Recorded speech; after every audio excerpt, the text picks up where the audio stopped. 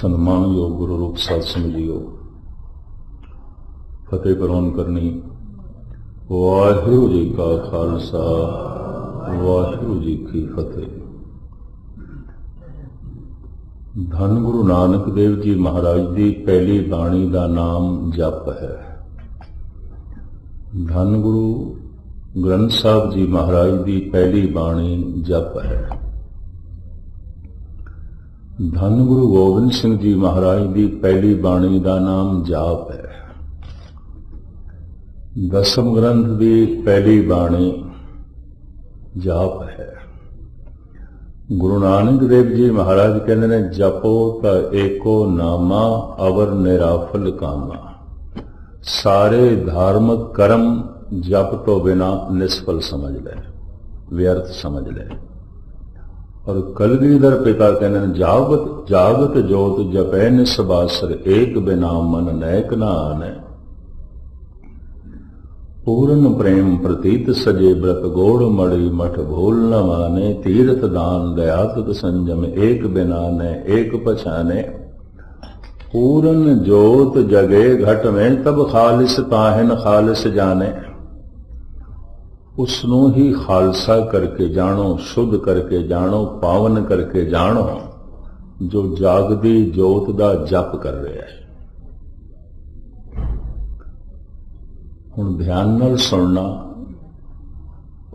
सेवा करने इतना औखा नहीं है, जप औखा है। कीर्तन कथा करना इतना औखा नहीं, जप औखा है। पाठ पूजा करना इतना औखा नहीं है, जप औखा है। 8 घंटे सेवा करने वाला मनुख उम्मीद नहीं 8 मिनट जप कर सके। 8 घंटे कीर्तन करने वाला मनुख मैनू उम्मीद नहीं 8 मिनट जप कर सके। 10 घंटे पाठ करने वाला मनुख मैनू उम्मीद नहीं जप कर सके। एक बाणी पढ़नी आउंदी, एक बाणी जपनी आउंदी है। पढ़न दी अपनी महिमा है। पढ़ना इस वास्ते बाणी याद होवे, पढ़ना इस वास्ते बाणी कंठ होवे, पढ़ना इस वास्ते है कि बाणी दा बोध होवे, बाणी याद होवे, अर्थ बोध दा पता चले। पर जपना इस वास्ते बाणी दा रूप हो जाइए। जप मन मेरे गोबिंद की बाणी, साधु जन राम रसन वखाणी। जप पर गाओ पढ़ो सुनो नित भाई। गुरपुरे तू राख्या गा पढ़। पढ़ना है याद करने वास्ते, पढ़ना है अर्थबोध नूं समझने वास्ते, गावना है जपना है बाणी दा रूप होने वास्ते। हुण मैं फिर अर्ज करा, धार्मिक जगत का कोई कर्म भी इतना औखा नहीं। तीर्थां ते जाना, तीर्थां दा इशनान, पाठ पूजा, दान सेवा इतना औखा नहीं, जपना ही औखा है। और गुरु नानक आप कहते हैं आखण औखा साचा नाम। यही औखा है, यही कठिन है। सब कुछ थानू धार्मिक जगत विच मिलेगा। पाठ पूजा कथा कीर्तन सेवा दान पुण्य सब कुछ मिलेगा। जप और जप विच किसी नूं सफलता मिली होगी करोड़ां च एक अध। गालबन मैनू 42-43 साल हो गए कथा करदे हैं। बचपन तो मैं इस लाइन दे चलिया तो अज तक दी मेरी जिंदगी का निचोड़ है। किधरे 2-4 शहरों तो बाद एक रसक पुरुष, एक जुड़ी हुई आत्मा लभदी है। चंदन तरना बन बन साधना पुर पुर माए। चंदन दा दरख्त हर जंगल विच नहीं है, किधरे किधरे। जुड़ी हुई रूह हर शहर विच नहीं है, किधरे किधरे, किधरे किधरे। ते हुण तुसीं आखोगे इतनी औखियाई की है? की औखियाई है? बस इस विचार नूं अज सरवण करा के कल तो फिर विचार की कुछ रूपरेखा बदलने ताकि कुछ होर पहलुओं का भी पता चले। जागत जोत जपै निसबासर एक बिना मन न एक नान है। प्रथम उस जप तो बिना मन विच कुछ होर ना होए। जबान वाहिगुरु करे, मन उस नाल शामिल होवे, मन विच ओही एक होवे वाहिगुरु। भाव मन सुने, जबान जपे। हुण इसका जो तात्पर्य है सारा विस्तार मैं इस थोड़े जिहा समय थोड़े सामने रखा। जिस वक्त मनुख के अंदर बोलण का ख्याल पैदा होता है ना, मैं बोलना है या जपना है, बोलना है,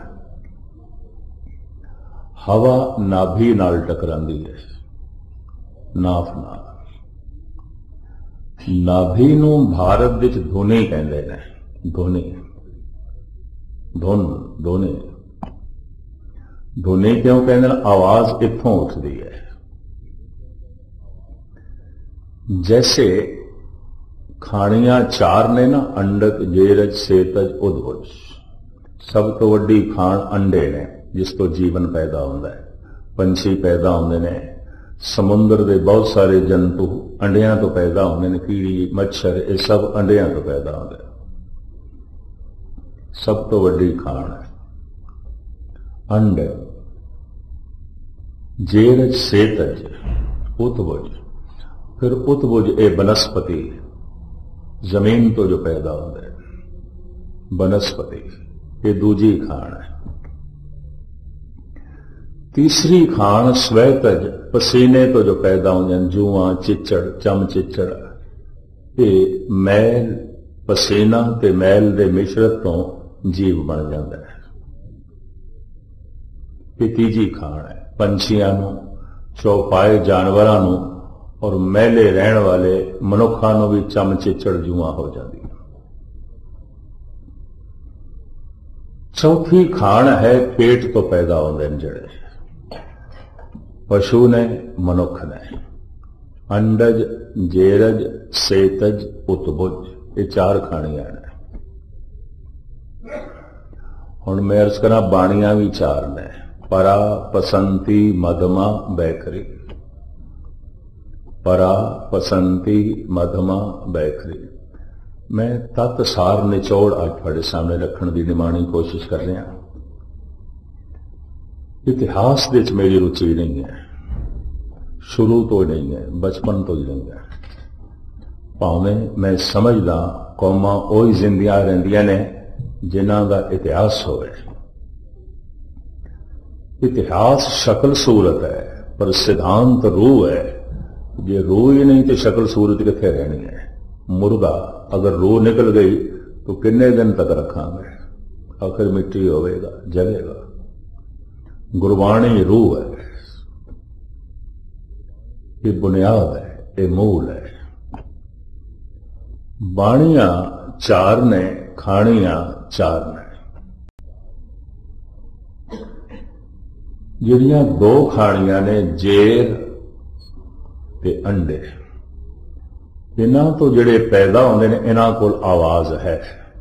पंछियां कोल आवाज है, पशु ते मनुखां कोल आवाज है, ये जेर तो पैदा होंदे ने। उत्तभुज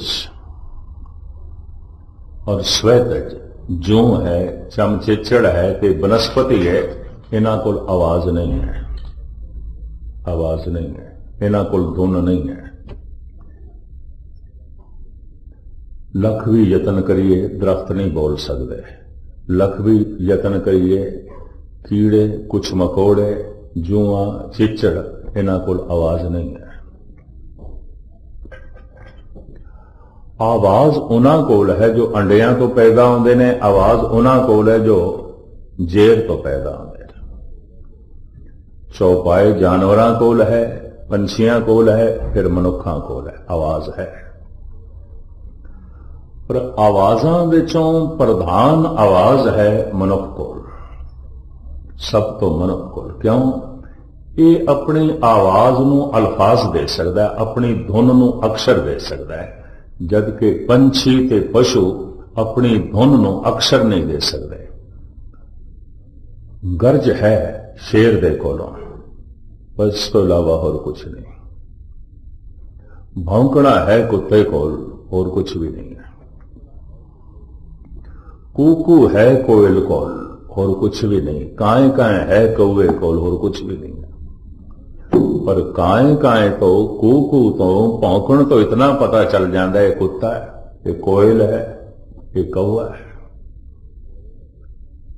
पर मनुख को जिहड़ी आवाज है ये अल्फाज दे सकता है, जो धुन है ये अक्षर दे सकता है। इस वास्ते मनुख बहुत कुछ दस सकता है, बहुत कुछ सुन सकता है, क्योंकि अक्षर ने, और सारा ज्ञान ध्यान अक्षरां दे च। अखरी नाम अखरी साला, अखरी ज्ञान गीत गुण गा, अखरी लिखण बोलण वाण, अखरां सिर संजोग वखाण। सारी खेड ते अखरां ते खड़ी है। अखर अंदर त्रिभुवन धारे, भगत कबीर कहते हैं। तीन लोकां दा ज्ञान अखरां दे च बंद है। अखर खोल लिए मनुख दे कोलों तो आवाज रह जाती है। तो आवाज तो इतना पता चलेगा, बस मनुख है, आ कर रहा है, मनुख है। जैसे कू तो पता चल रहा है कोयल है, जैसे गर्जन तो पता चल जाता है शेर है। तो ये आवाज मनुख दी बंद है,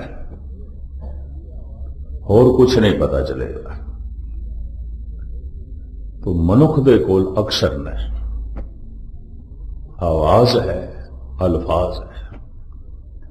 संसार दे जो संबंध ने ये बोल के जुड़ते हैं, वेख के नहीं जुड़ते। तुसी किसी नूं वेखो, कोई रिश्ता नहीं जुड़ता, बोलण नाल जुड़ता है। जिथे संबंध होवे बंदा कहंदा साडी इत्थे बोल चाल है, जिथे ना होवे कहंदा इत्थे साडी बोल चाल नहीं है। हुण आप सुन के हैरान होवोगे, मनुख 90% अपने बोलां राहीं प्रगट होंदा है। वेख के कुछ नहीं पता चलता बंदे का, ये मूर्ख है, सियाणा है, रजोगुणी है, तमोगुणी है, सतोगुणी है, पढ़ा लिखा है, अनपढ़ है, धार्मिक है, अधार्मिक है, कुछ नहीं पता चल रहा। बोलते हैं पता चल रहा है, कुछ गलबात करते हैं पता चल रहा है, कुछ नहीं पता चल रहा, कुछ भी नहीं पता चल रहा। 90% मनुख प्रगट होंदा है अपने बोलां तो। बोल दस देंदे ने बंदा शांतमई है, बोल दस देंदे ने क्रोधी है, बोल दस देंदे ने मूर्ख है, बोल दस देंदे ने सियाणा है, बोल दस देंदे ने धार्मिक है, बोल दस देंदा अधार्मिक है। बोलां तो पता चल जाता है राजनैतिक है, बोलां तो पता चल जाता है कारोबारी है, बोलां तो पता चल जाता है भगत है, बोलां तो ही पता चल जाता है मकार है, बोलां तो पता चल जाता है रजोगुणी है, तमोगुणी है, सतोगुणी है। बोलते ही पहचानी है, साध असाध को ठाट, अंतर की कर नहीं सवे, निकसे मुख की बाट। देखते हैं कुछ नहीं पता चलता, देख के इतना पता चलेगा रंग कैसा है, काला है, गोरा है, सांवरा है, कपड़े की पाए उन्हें, उम्र कितनी है, बच्चा है, जवान है, बुढ़ा, बस इतना पता चल रहा है। स्त्री है कि पुरुष है, बस इतना पता चल रहा है, और कुछ नहीं पता चल रहा। वेख के कुछ भी नहीं पता चल रहा, बोलते हैं पता चल रहा है, मुझे नहीं कुछ पता चल रहा। तो बोल के ही संसार नाल संबंध जुड़ते हैं। अखरां सिर संजोग वखाण, आवाज नूं अक्षर दे दईए, संजोग जुड़ते हैं, रिश्ते जुड़ते हैं, संबंध बनते हैं। बोल बोल के ही संसार नाल संबंध जुड़ता है, बोल बोल के ही निरंकार नाल संबंध जुड़ता है। मोह के बोलन बोलिए जित सुन धरे प्यार। पर वो बोलना कैसा है कि मनुख परमात्मा के प्यार का पात्र बन जाता है और परमात्मा प्रगट हो जाता है। वो बोलना कैसा है, बस वो मैं इस थोड़े जिहा समय थोड़े सामने रखन लगा। जिथे खाणियां चार ने, बाणियां चार ने।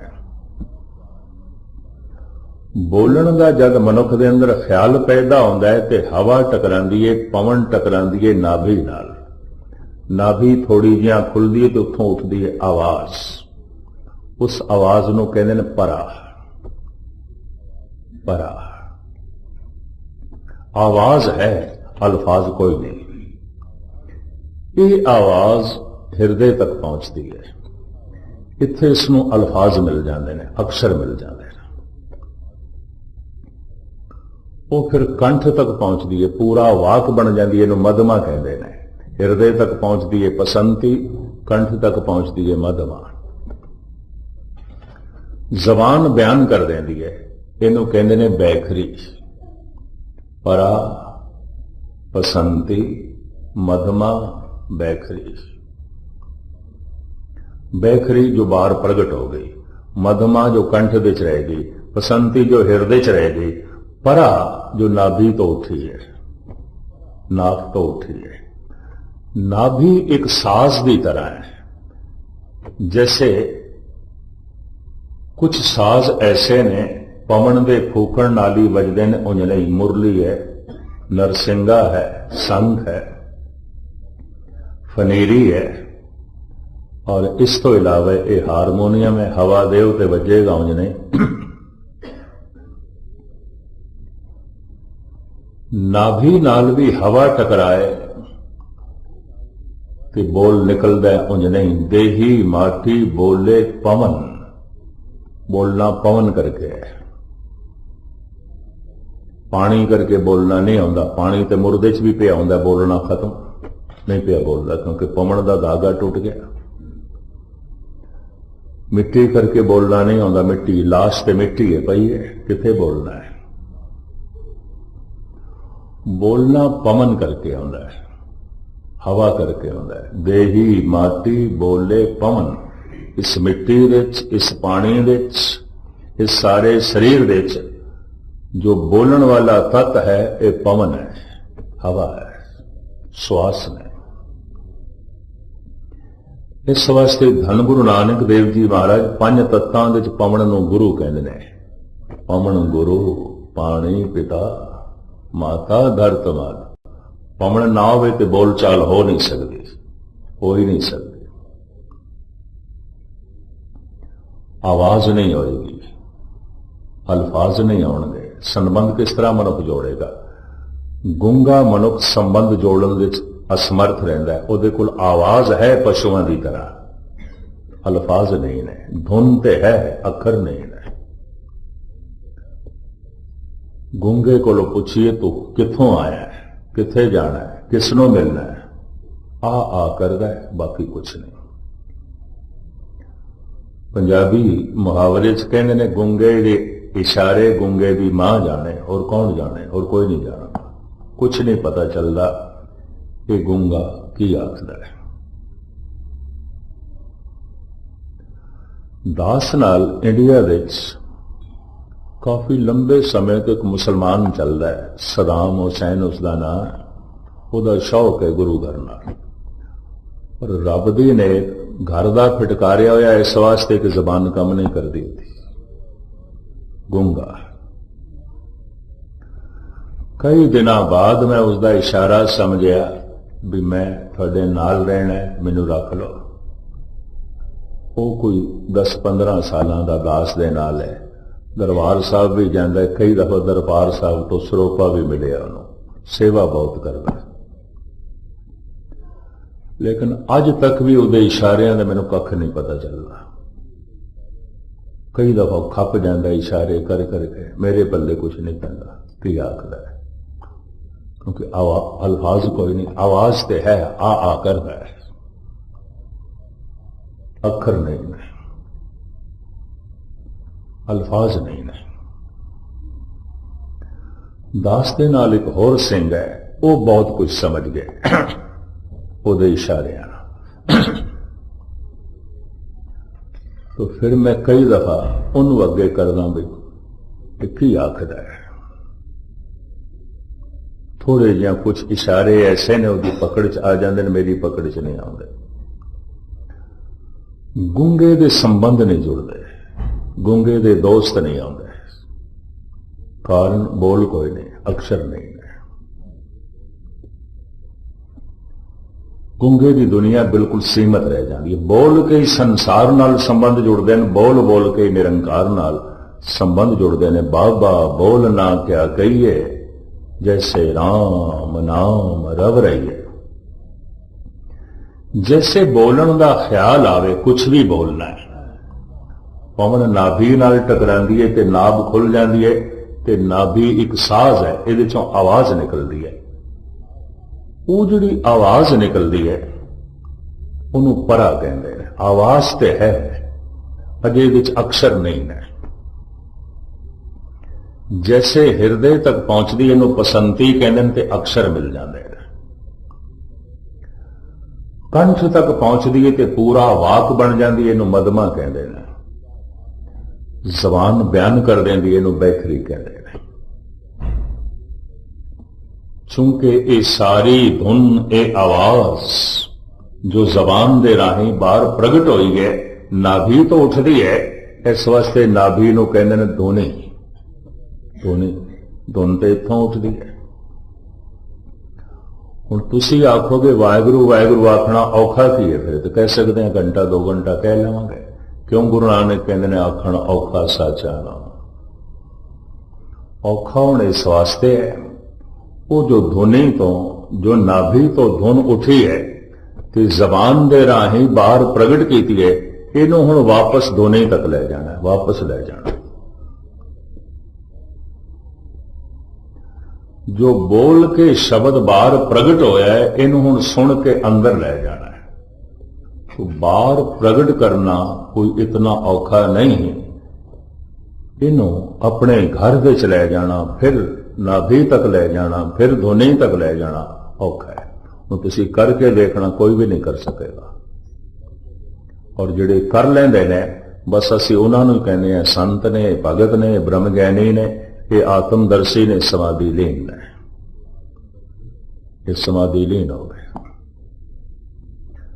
मैं ये 2-3 टाइम संगतां नूं रोज कथा सुना लेना, पर इस दे च मैनूं सफलता अजे तक नहीं मिली। ये मैं खोखी निर्माणता तुहाडे सामने नहीं रखना, किधरे निर्माणता मेरी ना समझ लेना। औखा है काम। घंटा ते 2 घंटा भी कर लैंदा है मनुख वाहिगुरू वाहिगुरू। मुड़ी वाहिगुरू शब्द वापस फिर धुनी तक जावे, फिर नाव तक जावे, फिर ये जीवन का हिस्सा बने। जबान ने जो बाहर प्रगट किया है, ये इस तरह रोटी बन गई है कि जी हुण ये वापस जाए तो ये समझ लो मैं रोटी खा ली। अक्सर ऐसा होंदा है मनुख दा समा रोटी कमाण विच, रोटी पकाण विच ही लग जांदा है, खाण विच नहीं। ते जे खाधी नहीं तो फिर भुख ते बनी रहेगी। मैं वाहिगुरू वाहिगुरू जप रहा, ये रोटी कमा रहा, रोटी पका रहा। पर जे मैं इसनूं सुनना शुरू कर देता है तो मैं खा रहा। कि जे मैं खा रहा तो जैसे मैं भोजन खा रहा, भोजन अंदर जा रहा है, भुख बाहर निकल रही है। इस तरह अगर वाकई वो शब्द मैं सुन रहा तो शब्द अंदर जा रहे हैं तो दुख बाहर निकलणगे, पाप बाहर निकलणगे। नानक भगतां सदा विगास, सुनिए दुख पाप का नास। भोजन की बुरकी जैसे जैसे अंदर जाएगी भुख बाहर निकलेगी। गुरु का शब्द जैसे जैसे अंदर जाएगा दुख बाहर निकलेगा, पाप बाहर निकलणगे। ये पहचान है। पर सारी जिंदगी गुरुद्वारे आ रहे ने, दुखी ने, बेचैन ने, रोंदे मिलते हैं। अज तक तो मैं यही देखे। कदी कदाई कोई खुशकिस्मत अनुसार मिलता है, कोई खिड़ी हुई आत्मा, कोई जुड़ी हुई आत्मा। नहीं तो सब दी अपनी समस्यावां, सब दे ही अपने रोने। बस सिर्फ अगले नूं जरा खोलण दी देर है। हर बंदा दुखां दी पंड है, सिवाय दुखां तो कख भी नहीं निकलता, सब दुख। महाराज तां ही कहंदे ने किस पे खोलो गंठड़ी दुखी पर आया। मैं अपने दुखां दी पंड किहदे अगों खोलां, क्योंकि मैं खोलन ही लगदा, अगला पहले ही खोल के रख दिंदा है। कि दूजे नूं खोलण दा पता ढंग की है, अपना एक दुख दसो, उन्हें अपने 100 दुख बयान करने हैं, चुप ही नहीं करेगा। सियाणा मनुख अपना दुख बयान ही नहीं करता। उन्होंने पता है मैं एक दुख सुनाया ये 10 भी सुनने पैणगे, एवें वक्त जाया करेगा। तो सियाणे बंदे चुप ही रह जाते हैं। ਵੀ ਮੈਂ ਤੇ ਇੱਕ ਸੁਣਾਣਾ, ਇਹਨੇ 20 ਸੁਣਾਣੇ। ਸਿਆਣੇ ਮਨੁੱਖ ਖਾਮੋਸ਼ ਰਹਿ ਜਾਂਦੇ ਨੇ, ਕਿਉਂਕਿ ਉਹਨਾਂ ਨੂੰ ਪਤਾ ਸਾਰੇ ਹੀ ਦੁਖੀ ਨੇ, ਨਾਨਕ ਦੁਖੀਆ ਸਭ ਸੰਸਾਰ। ਪਰ ਬਾਣੀ ਵੀ ਪੜ੍ਹ ਰਹੇ ਨੇ, ਜਪ ਵੀ ਕਰ ਰਹੇ ਨੇ, ਨਾਮ ਵੀ ਜਪ ਰਹੇ ਨੇ, ਕਥਾ ਵੀ ਸੁਣ ਰਹੇ ਨੇ, ਕੀਰਤਨ ਵੀ ਸੁਣ ਰਹੇ ਨੇ, ਸੇਵਾ ਵੀ ਕਰ ਰਹੇ ਨੇ, ਦਾਨ ਵੀ ਕਰ ਰਹੇ ਨੇ, ਦੁਖੀ ਵੀ ਨੇ। ऐसा क्यों है? मनुख सारा दिन रोटी कमांदा रहे, रोटी पकांदा रहे ते खावे ना, क्या भुख मिटेगी? पकांदियां भुख नहीं मिटेगी, कमांदियां भी भुख नहीं मिटेगी, खांदियां भुख मिटेगी। ये ठीक है कि खा सके, पहले कमाना पैंदा है, पकाना पैंदा है। पर कमांदा रहा, पकांदा रहा, खादा ही नहीं। वाहिगुरु वाहिगुरु मैं जप रहा, ये रोटी मैं पका दी, ये मैं कमा ली, पर मैं हुण सुनदा ही नहीं पिया, मैं खाधी ही नहीं, मैं नहीं खाधी। ये शब्द वापस जाना चाहिए, ये धुनी तक जाना चाहिए। उठे धुनी तो वापस जावे। और इसी शब्द ने अंदर दी सुती हुई कला नूं जगा देना है। मनुख सुता होया है, शब्द अंदर जाए तो जागे, आवाज ही जगाएगी। तो मैं फिर अर्ज कर दिया, 90% मनुख दियां शक्तियां सुतियां पईयां ने। मनुख ऐसा कुछ देख सकता है जो अज तक इसने नहीं देखा। मनुख की जबान ऐसा रस मान सकती है जो इसने अज तक नहीं माणिया। मनुख ऐसा भी कुछ सुन सकता है जो अज तक नहीं सुनया, और मनुख ऐसा जान सकता है जो इसने अज तक नहीं जाने, बशर्ते जागे। सुता है तो नहीं कुछ पता चलेगा, सौ रहा है तो नहीं कुछ पता चलेगा। और हर बंदा 8%, 9%, वध तो वध 10% जागे होया, बाकी सुता होया। जागत सोया जन्म गवाया, ये सुता होया, जिंदगी गवा छड़ी। सूते गए मोहाए, सुतियां ही जिंदगी लंघ गई। वाहिगुरु वाहिगुरु दा जप अपने आप नूं जगाण वास्ते है, वाहिगुरु नूं सुनाण वास्ते नहीं। बस इन्ना मैं अर्ज कर रहा। सिमर सिमर गुर सतगुर अपना, सोया मन जागाए। ये तो मन नूं जगाना है, जीवन चेतना नूं जगाना है, सुतियां हुई शक्तियां नूं, कला नूं जगाना है। और जागया होया मनुख रब दा रूप हो जाता है। जागया होया मनुख पवित्र हो जाता है, खालिस हो जाता है, शुद्ध हो जाता है, खालसा हो जाता है। जागेगा आवाज नाल। आवाज जबान ने बाहर प्रगट कर दी, बैखरी वाहिगुरु रोटी बन गई है, हुण मैं इसनूं खाना है। तो शब्द नूं जे मैं खाना है तो मैं कन्ना दे राही खा सकदा, मूंह दे राही नहीं। मूंह दे राही मैं पका सकदा, कन्ना दे राही इसनूं खाना होवेगा। जेको खावे जेको गुंचे, तिसका होए उदार। कोई खावे, कोई हजम करे। ये मैं अर्ज कर दें। फिर खाएगा कौन? जिनको लगी प्यास अमृत से ही खाए। भूख लगे, प्यास लगे ताई छकेगा, उंज नहीं, उंज नहीं जपेगा। इतने सारे आप बैठे हो, अगर सवेरे कोई जपदा है तो समझ लो माड़ी जिया कोई प्यास जागी है, भुख जागी है। तो जपदा ही नहीं पिया, नहीं जागा। फिर भुख दा ना लगना रोग दी पहचान है। अगर भोजन की भुख नहीं लगती तो शरीर रोगी है, बस इतना समझ लो, ये पहचान है। ताप चढ़े हुए, बुखार चढ़े हुए, भोजन की भुख नहीं लगती। ते मन नूं विकारां दा ताप चढ़िया होवे, भजन की भुख नहीं लगती, जप की भुख नहीं पैदा होती। भुख दा ना लगना रोग की अलामत है। जिन्हां नूं भोजन की भुख नहीं लगती ऐसे थोड़े ने, बहुत थोड़े ने। पर जिन्हां नूं भजन की भुख नहीं लगती ऐसे रोगियां नाल सारा संसार भरिया पिया। जो जो दीसे सो सो रोगी। थोड़े विचों उसे नूं तंदुरुस्त समझ लेना जिहड़ा अमृत वेले उठ के जपदा है, बाकी सब रोगी। गुस्ताखी माफ, हाथ जोड़ के मैं माफी मांगना। वो सब रोगी समझ लो जो नहीं जपदे। वो सब रोगी समझ लो जिन्हां दे अंदर भुख नहीं है। भोजन की भुख नहीं, 104 डिग्री का बुखार चढ़िया हुए तो 36 प्रकार का भोजन अगों रख दईए, उन्होंने चंगा नहीं लगता, उन्होंने भुख भी नहीं है। बुखार ने भुख मार दी। बुखार भोजन की भुख मार देंदे ने, विकार भजन की भुख मार देंदे ने, नहीं लेंदी, वो नहीं जपेगा। तो खैर मुख्तसर में अर्ज करा, जबान ने वाहिगुरु वाहिगुरु जप लिया, रोटी बन गई। जिसके अंदर भुख नहीं है वो भी रोटी कमा सकता है, रोटी पका सकता है, पर खाएगा तो वही जो भुख है। वाहिगुरु वाहिगुरु कई दफा वो भी कर लेंगे ने, भुख कोई नहीं है, तड़प नहीं है, खिंच नहीं है, देखा देखी कर लेंगे। और मैं फिर अर्ज करा, शब्द कन्ना राही अंदर जाएगा कि जिन्हां पड़ावां तो यह नाभि तो जबान दे राही बाहर प्रगट होया है, उन्हां ही पड़ावां राही ये वापस जाएगा। जबान राही बाहर प्रगट होया है बैखरी,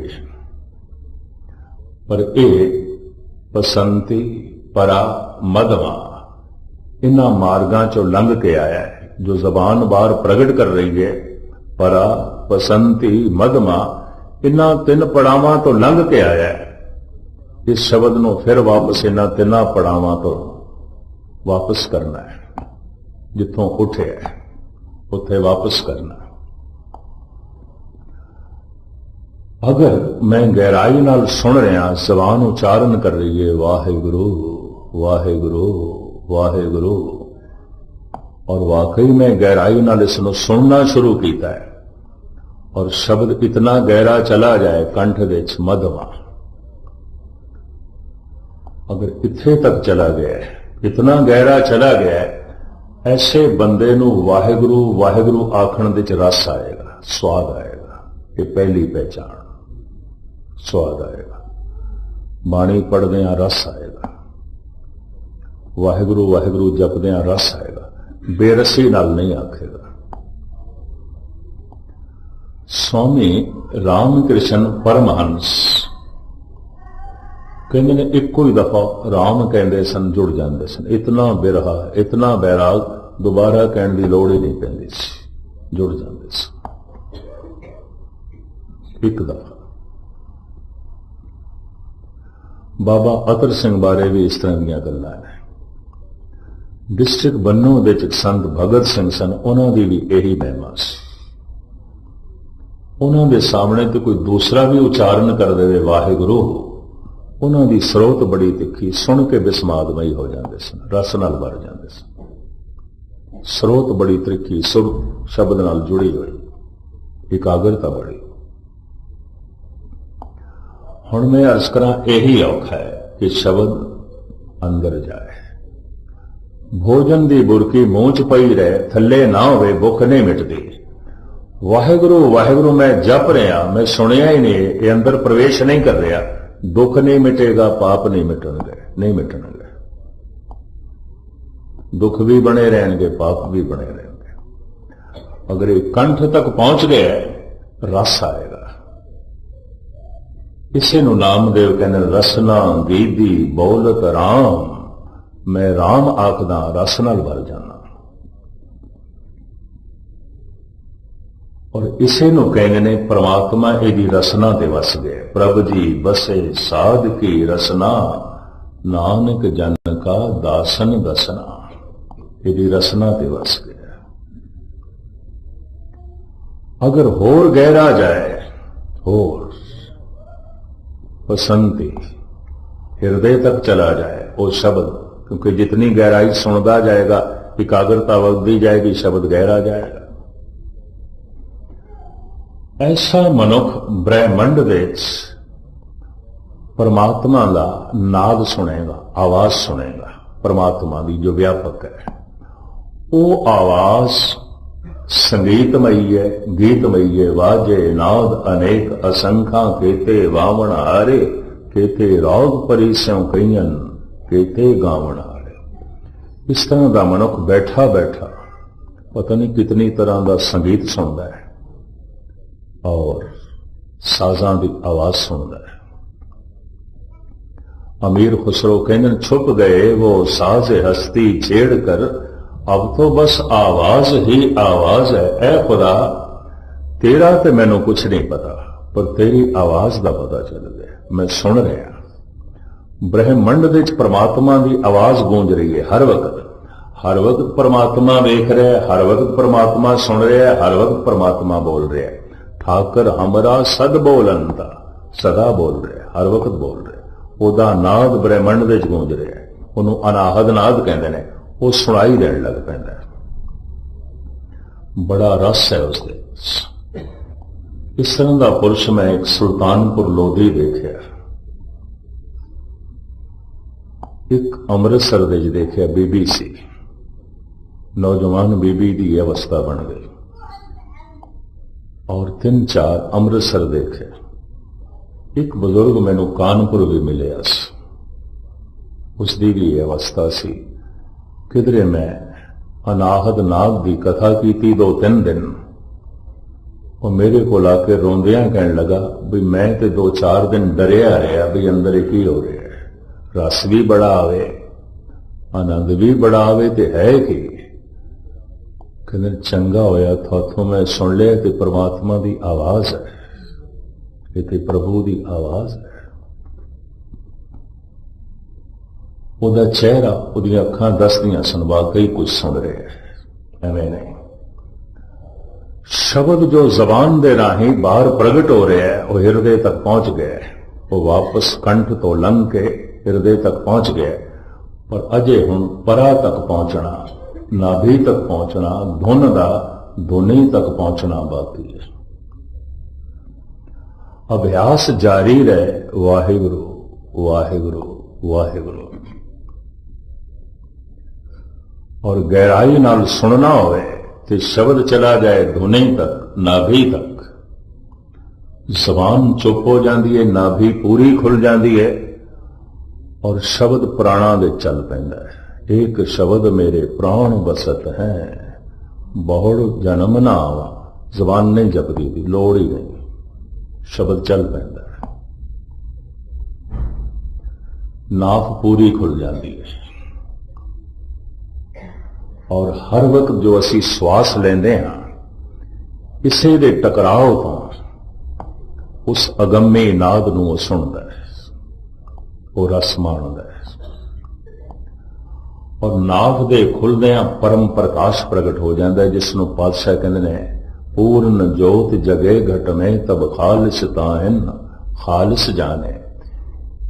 नाफ 2 हालतां विच खुलदी है, एक मरण लगे अंतिम समय नाभि खुलती है, आखिरी प्राण नाभि विच है। कई दफा अखां चो प्राण चले गए तो अखां देखदियां नहीं, जबान चो चले गए जबान बोलदी नहीं, ओले ओले प्राण निकलते हैं। शरीर के जिस जिस अंग चो प्राण निकल जाते हैं, वो शरीर का हिस्सा सुन्न हो जाता है। आखिरी प्राण नाभि विच है। जैसे वो प्राण निकल रहा है कि जिहड़ी शरीर की हालत बनती है, महाराज कहते हैं हथ मरोड़े तन कपे स्याऊ होवा सेत। मुठियां बंद होंदियां, दंदियां वजदियां, कंबनी छिड़ती है। उस समय सियाणे कह देंगे नाभि खुल गई, आज काल खुले तेरी गांठड़ी, गंढ खुल गई, नाभ खुल गई। शरीर की मौत हो जाती है, शरीर खत्म। एक तो मौत के समय नाफ पूरी खुलती है, नाभि पूरी खुलती है, धुनी पूरी खुलती है। फिर जप करदे होया जिस दिन धुनी नाल टकरांदी है तो धुनी पूरी खुलती है, उस दिन मन की मौत हो जाती है, होंदी है। मन मरे तात मर जाए, बिन मन मूए कैसे हर पाए। मौत हो जाती है मन की। मन दे मरदियां अहंकार मर जाता है, मन दे मरदियां लोभ मर जाता है, मन दे मरदियां मोह मर जाता है, मन दे मरदियां क्रोध मर जाता है, मन दे मरदियां वासना जो है मर जाती है। प्रार्थना ही प्रार्थना अंदरों पैदा हो जाती है, प्रकाश ही प्रकाश अंदरों पैदा हो जाता है। इस तरह के बंदे नूं कहंदे ने ये हुण मन के तल ते नहीं जी रहा, मन मर गया, ये आत्मा के तल ते जी रहा। आत्म प्रकाश, पूर्ण चानना, पूर्ण जोत जगे घट में, तब खालस ताए ने खालस जाने। जितने चिर तक मन मरिया नहीं, इस मनुख का कोई भरोसा नहीं की कर बैठे। कहते ना मन का कोई भरोसा नहीं, मन मरे तात मर जाए। ये त्यागी होवे, मन लखां का त्यागी हो सकता है, चोर बने तो कौड़ी की भी चोरी कर लेगा। ईमानदार होवे तो करोड़ां नूं ठोकर मार देगा। बेईमानी कौड़ी ते भी बेईमान हो सकता है, और ऐसा देखे गया। परोपकार करदे होया दुराचार कर बैठेगा, दान करदे होया बेईमानी कर बैठेगा, सेवा करदे होया कठोरता नाल बोल बैठेगा, पीती कताए के पानी फेर बैठेगा। पर मन मरे धात मर जाए, मर गया मन, हुण ते परमात्मा दे तल ते जी रहे। हुण इस दे चों बोलेगा परमात्मा, वेखेगा परमात्मा, जो कुछ करेगा वो परमात्मामई है। हुण इहदी दृष्टि अमृतमई, हुण इहदे बोल अमृतमई, हुण इसदा जीवना अमृतमई, हुण इहदी सारी क्रिया अमृतमई, क्योंकि जीवन जो अमृतमई हो गया। भगत नामदेव जी महाराज कहते 70 दोए भरे अमृत सर, बिख को मार कढाओ। मेरे जीवन दे चों सारी जहर निकल गई, मेरे जीवन दे शरीर दे खून गर्दिश नहीं कर रहा, अमृत गर्दिश कर रहा है। अमृत बाणी घटते उच्चरों, आत्म को समझाओ। मेरे बोल अमृतमयी हो गए, दृष्टि अमृतमयी हो गई, जीवन अमृतमयी हो गया। ये खालसा हो गया, ये खालिस हो गया। अमृत गुरु को छकिया सी, अमृत रूप हो गए। गुरु तो प्रेरणा लई सी, गुरु दा रूप हो गए। जप करना आरंभ कीता सी, अमृत रूप हो गया। दृष्टि अमृतमयी, वचन अमृतमयी, जीवन अमृतमयी। साहिब रहमत करन पूर्ण जोत जगे घट में, तब खालिस ताहिन खालिस जाने। ये जप तो बिना नहीं होएगा। तो मैं थानू सरवण करा दिता है, औखा है। रोटी कमाणी औखी नहीं, रोटी पकानी भी औखी नहीं, थे खानी औखी है। ते बाहर दे जगत च की है, कमाणी औखी है, पकानी औखी है, खानी की है। कोई भी खा सकता है, खा लेंगे, खानी औखी नहीं है। पर इत्थे पकानी ते कमानी इतनी औखी नहीं। वाहिगुरु वाहिगुरु तो मैं कर लिया, और मैनू सुनना औखा है। सुना तो मैं छकिया, नहीं तो नहीं छकिया। और जैसे भोजन की बुरकी मैदे च जानी चाहिए, ताई पचेगी, खून बनेगी। ये जड़ा वाक वाहिगुरु है, ये नाभि तक जाना ही चाहिए है, दुनी तक जाना ही चाहिए है। ताई ते पूर्ण जोत जगमगाएगी, ताई ते मन मरेगा, ताई ते मन खालिस होवेगा, ते खालसा होवेगा। ये जो जीवन सिद्धांत सी, रूहानी नुकता सी, तुझ बुद्धि अनुसार दास ने थोड़े सामने रख दिता है। अरदास है धन गुरु ग्रंथ साहब जी महाराज के चरणों च, सतगुरु थानू सफलता देवे। जीवन दे अंत तो पहले असी खालिस हो जाइए, खालसे हो जाइए, गुरु कबूल कर लवे, परवान कर लवे, जीवन अमृतमयी हो जाए, सब कुछ अमृतमयी हो जाए।